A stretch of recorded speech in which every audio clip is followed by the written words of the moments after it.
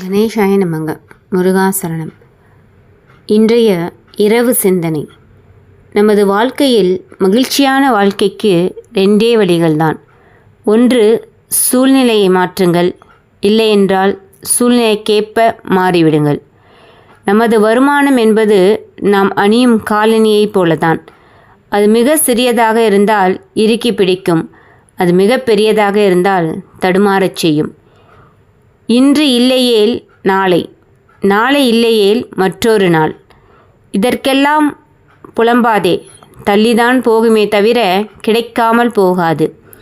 ஆகையால் ஆடம்பரத்தை விரும்புவது தவறில்லை, ஆனால் ஆரம்பத்தை மறுப்பதுதான் தவறு. அதாவது பிறர் மேல் பொறாமைப்பட்டு வாழாதீர், பிறரை பொறாமைப்பட வைத்து வாழுங்கள்.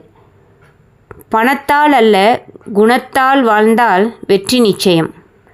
தென்பழனி மலையோரம் தொல்லுத்தமிழ் இசைப்பாடும், செந்தூரனின் கடலோரம் வேலோடு மயிலாடும், தணிகைமலை உச்சியிலே சேவலென்னும் கொடியாடும், திருப்பரங்குன்றத்திலே தேவா தேரோடும், காவேரியில் நீராடி சுவாமிமலை முருகா உன் முகம் காண முன்வினையும் தீர்ந்துவிடும்.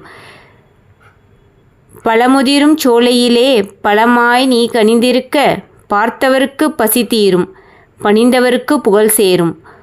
முருகாசரணம். முருகா, இன்றைய நாளை இனிமையாக தந்தமைக்கு நன்றி.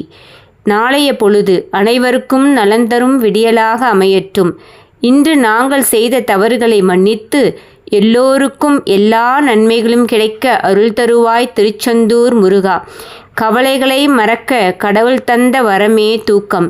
எனவே கவலையின்றி நிம்மதியாக தூங்குங்கள். நாளைய பொழுது நல்லபடி, முருகன் அருளில் உள்ளபடி விடியட்டுமே நல்விடியல் என்று துவண்டிடாமல் தோல்வி பயத்தை வென்று.